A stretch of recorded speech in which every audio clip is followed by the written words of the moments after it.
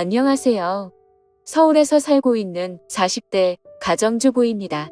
이 이야기를 적을까 말까를 한참 동안 망설였습니다.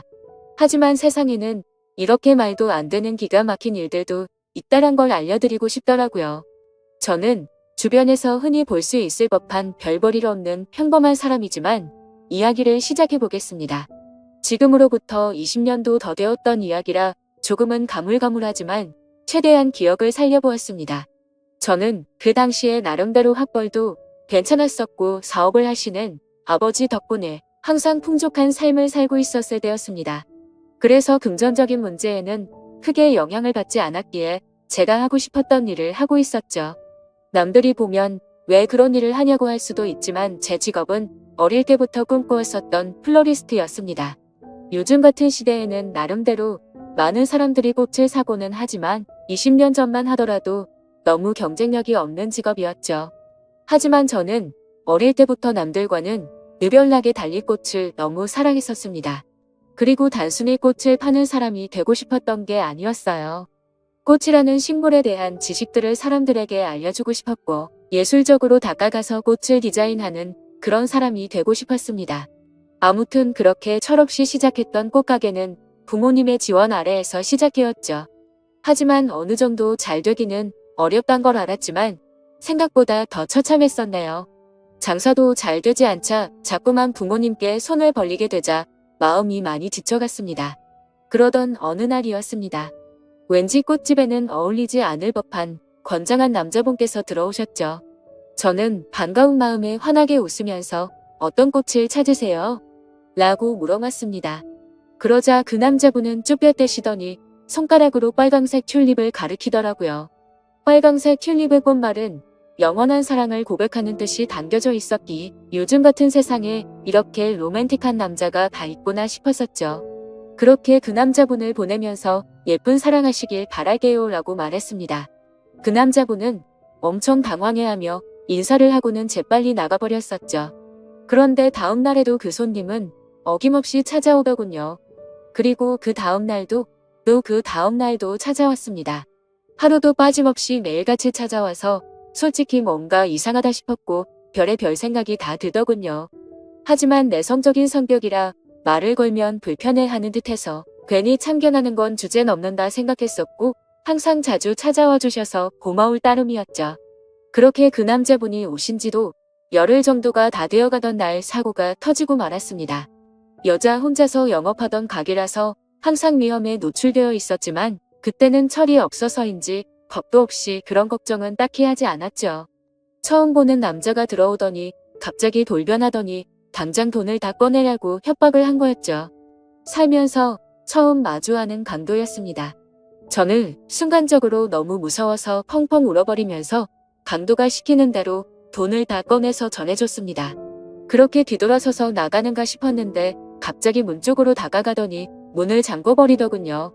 순간적으로 나 정말 큰일 났다 싶었고 제발 살려주세요 라고 소리를 질러댔습니다. 하지만 강도놈은 비열하게 웃으면서 제게 다가오고 있었고 저는 벌벌 떨고 있었습니다. 그런데 그때 때마침 유리창이 와장창 깨지는 소리가 들렸습니다. 저는 무슨 일인가 궁금했지만 무서운 나머지 차마 고개를 들 수가 없었습니다. 소리를 들어보면 누군가가 유리창을 깨고 들어와서 강도와 몸싸움을 벌여가면서 욕을 해대더라고요. 그렇게 몇 분이 흘렀던 것 같습니다. 펑펑 울고 있는데 주변의 소리가 조용해지더니 저에게 놀라서 덜덜 떨리는 목소리로 물었습니다. 괜찮아요? 어디 다친 곳 없어요? 저는 익숙한 그 목소리에 천천히 고개를 들었습니다. 얼굴을 보는데 저희 가게에 자주 오던 바로 그 남자분이었죠. 하지만 고마운 것도 고마운 거지만 상태가 심각해 보였습니다. 얼굴은 퉁퉁 부어서 엉망진창이었고 옷에 피가 계속해서 나오고 있더라고요. 저는 깜짝 놀래서 곧장 구급차를 불렀고 응급수술을 해서 큰 위기는 모면하게 되었습니다. 수술이 끝나고 한참이 지난 뒤에 그 남자분은 눈을 떴습니다. 그러면서 하는 첫마디가 황당했었죠. 응급수술까지 할 정도로 크게 다친 사람이 저를 보자마자 어디 다친 데 없냐고 하더군요. 그 말에 저는 누가 누굴 걱정해야 하는지 모르겠다며 저도 모르게 또 눈물이 났죠. 그러자 남자분은 제 어깨를 토닥여주면서 울지 말라고 하더라고요. 그런 모습을 보고 온기를 느끼자 전에는 못 느꼈던 감정들이 생겨났고 심장이 정신없이 뛰기 시작했습니다. 하지만 이 남자분은 여자친구가 있는 사람인데 이건 아니다 싶었고 저는 얼른 몸을 떼어내면서 말했습니다. 아무리 그래도 그렇지 여자친구도 있는 분이 이러시면 어떡하냐고 했죠. 그러자 남자분은 황당하다는 듯이 제가 여자친구가 있다고요? 라고 되묻더군요. 여자친구가 있어서 항상 그렇게 꽃을 사가셨던 거 아니에요? 물었습니다. 남자분은 아픈 소리를 흐느끼며 웃더라고요. 혹시 주변에서 눈치 없다는 소리 안 하시나 봐요? 라고 하더라고요. 알고 보니 그 남자분은 우연히 저희 꽃집 앞으로 지나가게 되었고 저를 처음 보는 순간 사랑에 빠졌다더군요. 그래서 눈앞에 아른거려서 며칠을 지켜보다가 용기를 내서 가게로 들어왔던 거죠. 그럼 저에게 고백하려고 튤립도 샀던 거냐고 물었습니다. 그러자 남자분은 꽃은 살면서 처음 사봤고 꽃에 꽃말이란 게 있다는 것도 처음 알게 된 거라고 하더라고요. 그러면서 마침 골랐던 꽃이 사랑의 고백이라니 너무 신기했다고 하더군요. 그렇게 저와 그 남자분은 자연스럽게 서로의 마음을 알게 되었고 저희는 평생 동안 기다려오던 상대를 만난 듯이 나날이 사랑이 깊어졌습니다. 퇴원을 할 때까지는 제가 항상 병원에 가서 알콩달콩 사랑을 키워나갔고 퇴원을 하고부터는 일이 끝나면 항상 저희 가게로 와서 사랑을 키워나갔었죠. 그러다가 남자분은 조심스럽게 제게 말을 꺼냈습니다. 사실 우리가 아무런 조건도 따지지 않고 사랑에 빠져버렸지만 자신은 남들이 보기에는 별 볼 일 없는 직업을 가졌다고 말하더군요. 저는 솔직히 그런 건 전혀 상관없었기에 상관없다고 말하며 무슨 일을 하는데요? 라고 물었습니다. 그러자 건설업을 공부하고는 있는데 지금은 그런 꿈을 키워가면서 일용직으로 노가다를 한다고 하더라고요. 사실 평범한 직업은 아니었기에 호기심이 생기긴 했지만 그게 문제가 되는 건가 싶었습니다. 저는 직업에 귀천이 어딨겠냐며 저도 이렇게 적자 보면서 일을 하는데 나보다는 낫지 않냐며 웃었죠. 우리는 그렇게 예쁜 사랑을 키워나가게 되었고 정말 생각하지도 못한 상황이 생겨버리고 말았습니다. 그건 바로 저희 부모님이셨습니다. 남자친구와 2년간의 연애를 하다가 평생 가약을 맺기로 하였고 부모님에게 소개를 시켜주기 위해서 말을 꺼냈는데 남자친구에 대해서 이야기를 해주니 정말 불같이 화를 내시더라고요. 저는 제 남자친구를 사랑했기에 직업도 능력도 다 필요 없다고 하지만 저희 부모님은 저를 금이야 오기야 열심히 키워주셨고 돈도 안 되는 제 직업에 대해서도 저를 위해서 응원해 주시면서 경제적인 지원도 아끼지 않으셨습니다. 하지만 그런 딸에게 능력도 없고 앞날이 막막한 노가다 하는 남자라니 가당치도 않으셨던 거죠. 그날부터 정말 울어도 보고 빌어도 보고 끊임없이 애원했습니다. 부모님의 생전 처음 보는 단호한 모습에 너무 슬펐고 원망스러웠습니다. 결국 저는 어쩔 수 없이 부모님을 등지고 남자친구를 선택하기로 마음을 먹었습니다. 남자친구도 그렇게까지 해서 부모님과 연락이 끊겨버리면 후회하지 않겠냐며 제 마음을 돌리려고 많이 애를 썼습니다. 하지만 저희가 상황이 나아지고 아이도 낳아서 예쁘게 사는 모습을 보며 용서를 해주실 거라 생각했고 또 그렇게 하자고 오히려 제가 남편을 설득하게 되었습니다. 오랜 상의 끝에 남자친구는 얼른 빨리 성공해서 행복하게 해주겠다고 말했고 저희는 결혼식은 생략한 채로 혼인신고를 하게 되었습니다. 처음에는 부부가 되어서 너무 행복했습니다. 매일 같이 붙어 있을 수 있어서 좋았고 떨어지지 않아도 되어서 좋았죠. 하지만 이상과 현실은 생각처럼 녹록지가 않더라고요.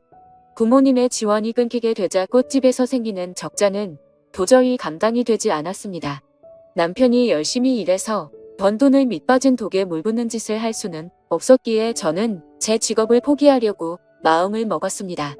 하지만 부동산 계약은 아직 1년이 넘게 남아 있었고 가게를 열면 오히려 적자가 심해지는 상황이었죠. 결국에는 계약 기간이 만료될 때까지 가게는 빠지지 않았습니다. 그로 인해 보증금은 전부 다 사라진 지는 오래였고 권리금도 한 푼도 받지 못해서 오히려 빚만 몇천만 원이 생겨버렸습니다. 도움은 주지 못할 망정 빚까지 생기게 만드는 바람에 남편에게는 너무 미안했습니다.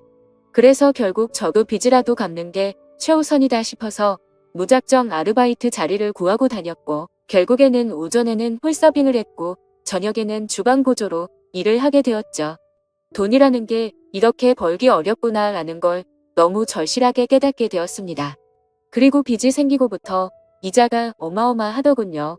남편과 함께 아무리 열심히 빚을 갚아도 빚은 너무 더디게 줄어들었고 삶에 힘들어질수록 서로에게 점점 지쳐가는 것 같았습니다. 연애 시절에는 한 번도 다툼이 없었는데 날이 갈수록 서로에게 짜증이 늘어가더군요. 아무튼 그렇게 악순환이 반복되던 어느 날 저희 부부에게는 더 큰 문제가 생기고 말았습니다. 자꾸만 소화가 안 되고 배가 더부룩했는데 저는 결국 쓰러지고 응급차에 실려 가버리게 됐던 거죠. 참 많이 암담했습니다. 사람이 많이 힘들다 보니 아픈 걱정보다도 돈 걱정이 앞서더군요. 경제적으로 어렵다 보니 보험은 이미 해지가 됐던 상황이었고 혹시나 큰 병이 아닐까 걱정이 임한 저만이 아니었습니다. 하지만 슬픈 예감은 왜 들리지 않는 걸까요? 의사 선생님은 검사 결과를 보더니 당장 입원해서 수술부터 하셔야겠다고 말하더군요. 지금 위쪽에 암이 발견됐는데 생각보다 크게 전이되지는 않았는데 시간이 가면 갈수록 너무 위험한 상태라서 당장 수술 날짜를 잡아야 한다고 했습니다. 왜 한순간에 모든 게 엉망진창이 된 건지 너무 서러워서 펑펑 울었습니다. 남편도 아무 말 없이 고개를 숙이고 있었고 그런 모습을 보는데 남편이 원망스러웠죠. 제가 선택하고 설득해놓고는 결국에 저는 남편 탓을 하고 있었던 거죠. 남편은 구겨진 인상으로 조용히 밖으로 나갔습니다. 그리고는 며칠 동안 전화도 받지 않고 제 앞에 나타나지를 않았죠. 그러다가 양복을 멀끔히 차려입고 나타나서 이혼 서류를 내밀더니 정신 나간 소리를 짓거리더군요. 며칠 동안 고민을 해봤는데 당신과 살면서 당신 빚 때문에 내 인생도 망가진 것 같다고 말이죠. 그런데 그것도 모자라서 이렇게 큰 병을 치료해줄 돈도 없고 감당해낼 자신이 없다고 했습니다. 이제는 내가 뒷바라지 더 이상은 못하겠으니까 이혼을 해달라고 요구하더군요. 나를 위해서 온몸이 피투성이가 되어가면서 지켜주던 그 남자가 맞는 건가 싶었습니다. 몸도 온전치 못한 저를 버리고 이기적으로 저를 버린다는 모습에 너무 상처를 받았고 병실 내에 다른 사람들이 있는데도 불구하고 소리를 지르면서 욕을 해댔고 너 없으면 못 살 것 같냐고 말하면서 이혼 서류에 도장을 찍어줬습니다. 그러자 남편은 잘 지내라는 말 한마디만을 남겨둔 채 문 밖으로 나가버렸습니다. 저는 그동안 묵혀왔던 감정을 내뱉듯이 창피한 것도 모르고 소리내서 펑펑 울었죠. 옆에 있던 사람들은 저렇게 못된 남자랑은 이혼하는 게 100번 1000번 맞다며 저를 위로해주더군요.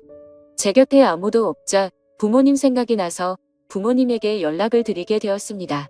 어머니가 뛰어오시더니 그러게 왜 그런 남자랑 결혼했냐며 저를 끌어안고 오셔서 저도 같이 펑펑 울었습니다.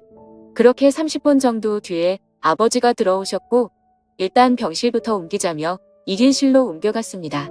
다행히도 경제적으로 부유하신 부모님의 지원을 받고서 저는 수술을 치르게 되었고 초기에 치료를 한 덕분에 아주 건강하게 회복을 하고 퇴원을 하게 되었습니다. 건강을 회복한 이후로는 전 남편에게 뒤통수를 제대로 얻어맞은 덕분에 완전 다른 삶을 살게 되었죠. 예전처럼 순둥순둥한 성격의 여자가 아니라 그 어떤 사람보다도 독할 정도로 정말 열심히 살게 되었습니다. 순진하게 꿈꾸던 꽃집에 대한 미련은 버린 채로 아버지와 상의 끝에 사업을 이어받기 위해서 회사로 출근을 하기 시작했죠. 아버지는 그 당시에 누구나 이름만 들으면 알 수 있을 만큼의 사업을 운영하고 계셨고 몇 년 동안은 순탄하게 회사가 고속 성장을 이뤄나가고 있었습니다. 하지만 그런 행복한 일들도 오래가지는 못하였죠. 매번 사업이 성공하다 보니 겁이 너무 없어졌고 무리하게 사업을 키우다 보니 회사는 걷잡을 수 없이 무너지기 시작했습니다. 그때 절실하게 느껴졌습니다. 아무리 노력하더라도 인생은 한순간에 파탄날 수 있다는 걸 말이죠. 결국 투자자들의 빚독촉에 시달려서 저희 가정은 풍비박산이 났습니다. 아버지는 너무 큰 좌절감으로 인해서 모든 연락을 끊은 채 사라지셨고 어머니와 저는 조그마한 여관방에서 세상에 둘만 남겨진 기분으로 서로를 끌어안고 울었습니다. 인생에 대한 허무함에 모든 걸 다 포기하고 싶었지만 도저히 그럴 수는 없었습니다. 어머니와 저는 서로의 버팀목이 되어주면서 이대로 굶어 죽을 수는 없었기에 알바를 시작했습니다. 정말 최선을 다해서 열심히 살았던 것 같아요. 몇 년 동안을 단 하루도 쉬지 않고 일을 하게 됐고 모든 빚들을 다 청산하게 되었죠. 하지만 정말 너무 허무하게도 빚을 다 갚고 나서 몇 달이 지난 뒤 몇 년간 너무 무리를 하셨는지 제 어머니는 갑자기 일을 하던 중에 쓰러지게 되셨고 최선을 다해서 소생시켜보려고 했지만 결국에는 저를 혼자 두고서 세상을 떠나게 되셨습니다. 제 인생은 왜 이렇게 악몽 같은지 정말 너무 슬펐고 화가 났습니다. 결국 혼자서 어머니의 곁을 지키면서 장례식을 치르게 되었고 무책임하고 이기적인 아버지는 그 소식도 알 수 없었기에 끝내 나타나지를 않으셨죠. 앞으로 세상을 어떻게 살아야 하는 건지 막막했습니다. 너무 좌절스럽고 힘들었지만 통장에는 1억이라는 돈이 있었습니다. 제 어머니의 생명 보험금이 나왔던 거였죠.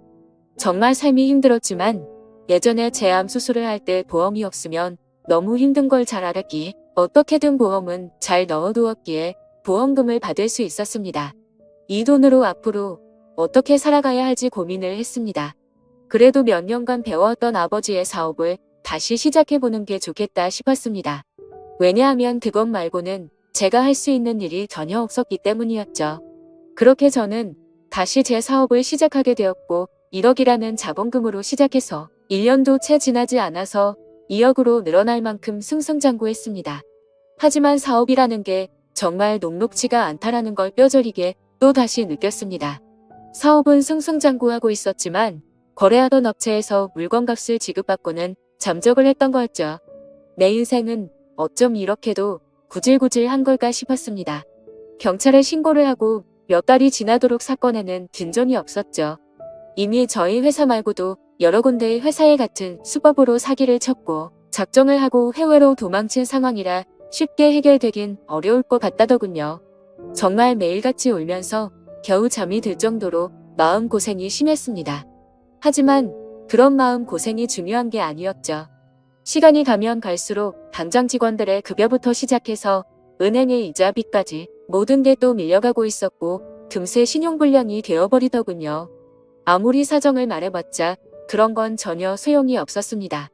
돌아오는 냉혹한 대답이 제 가슴을 미어터지게 만들 뿐이더라고요. 또 다시 이렇게 인생이 바닥으로 내려앉는 건가 싶었고 어머니의 목숨값으로 시작한 제 모든 걸 걸었던 사업이었는데 너무나도 절망적이었습니다. 그런데 사람이 죽으라는 법은 없다는 듯 희소식이 왔습니다. 저희 회사에 투자를 자처하는 사람이 있다며 거래처 사장님이 연락이 온 거였죠. 사실 처음에는 갑자기 투자를 한다기에 반신반의했습니다. 그때 당시에는 제대로 사기를 당했던지라 그 누구도 믿을 수가 없었던 상황이었기 때문이죠.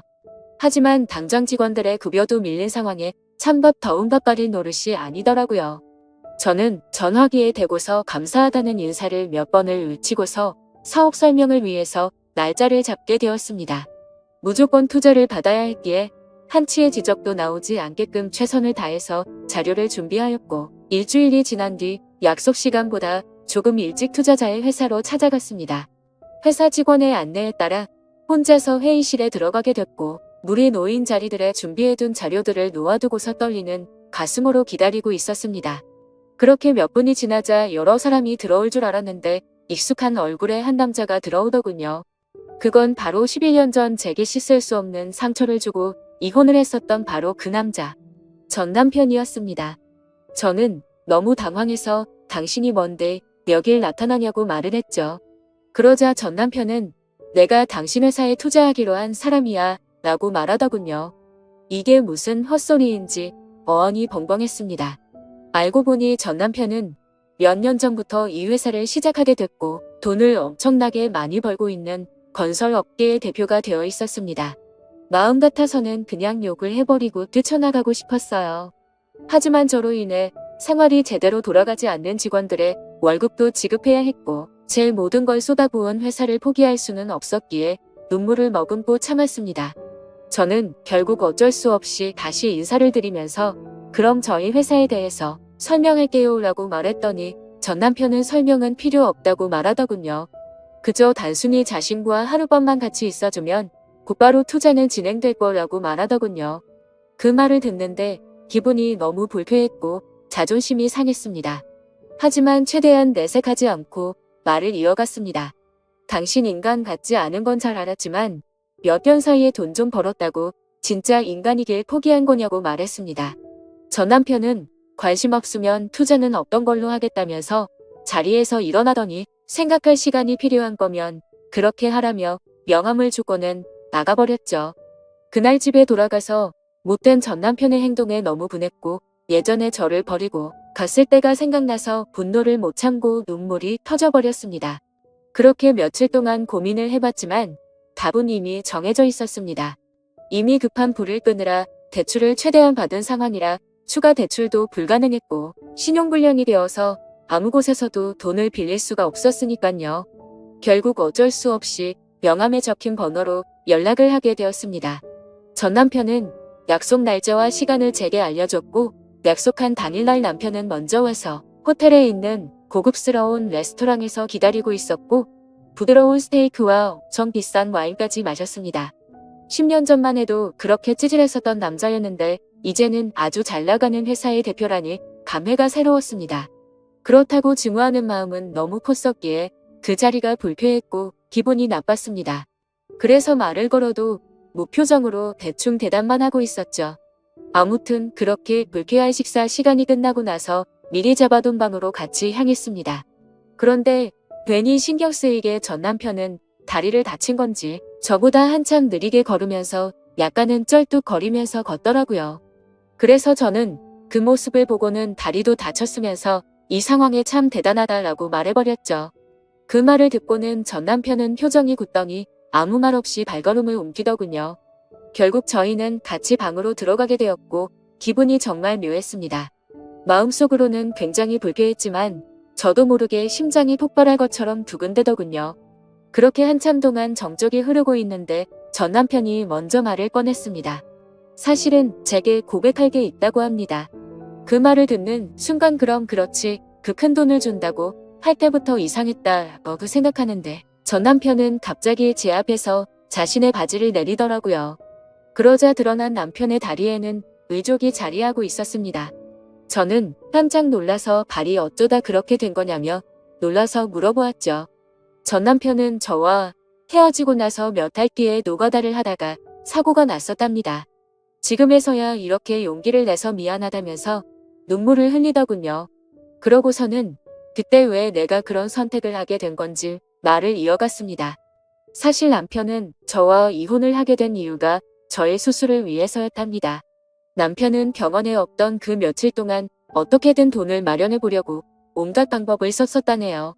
그러다 결국 걷잡을 수 없는 실수를 저지르고 말았죠. 대출은 당연히 불가능했고 단기간에 돈을 벌 수 있는 건 도박에 모든 걸 걸었답니다. 이틀 동안 잠도 안 자고 했지만 결국에는 집의 보증금은 물론이고 모든 전 재산을 잃어버리게 되었답니다. 너무 절망스러워서 살고 싶은 생각이 없었지만 아픈 저를 두고서 무책임하게 그렇게 할 수는 없었기에 모든 자존심을 버려두고 저희 아버지 회사로 찾아가서 무릎을 꿇고 빌었답니다. 하지만 아버지의 반응은 너무 단호했고 그 모습을 보고는 자신이 제 곁을 떠날 테니 제발 살려달라고 했었던 거죠. 그렇게 남편은 제 정을 떼어내고 떠나려고 무심한 척 이혼을 요구했었고 그날부터 단 하루도 제 생각을 하지 않은 날이 없었다고 말했습니다. 그저 자신의 머릿속에는 얼른 빨리 건설업으로 성공을 해서 저희 부모님께 당당한 남자가 되어서 돌아오려는 생각만 하면서 살았다네요. 그런 나머지 너무 무리하게 일을 하게 되었고 피곤한 나머지 잠깐 졸았는데 그 찰나의 실수로 인해 공사 중이던 아파트에서 추락을 하면서 한쪽 다리는 돌이킬 수 없는 부상을 입고서 결국 절단을 하게 된 거였습니다. 그래서 그런 꼴로는 도저히 제 곁으로 다가올 용기가 나지 않았고 오히려 제 소식을 멀리하고 정신 나간 사람처럼 오로지 일에만 전념했었다고 합니다.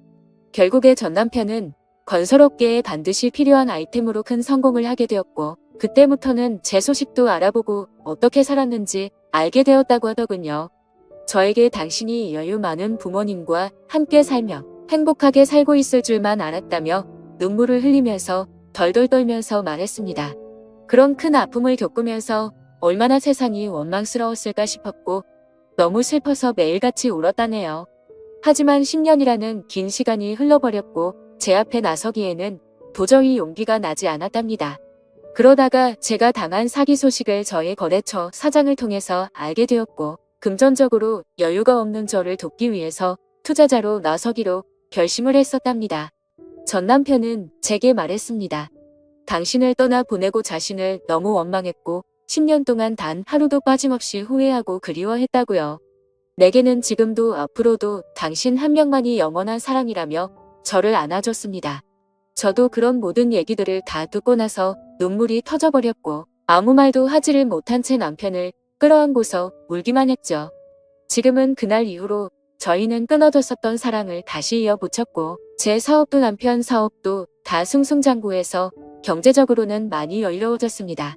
한때는 세상이 무너질 만큼 힘들었었지만 저를 위해서 자신을 희생했던 남편과 지금은 어느 누구도 부럽지 않게 행복한 생활을 하고 있네요. 누구에게나 저처럼 큰 시련이 생길 수도 있겠지만 항상 좋은 미래를 생각하면서 힘내셨으면 좋겠습니다. 저의 기구한 사연을 읽어주셔서 감사합니다.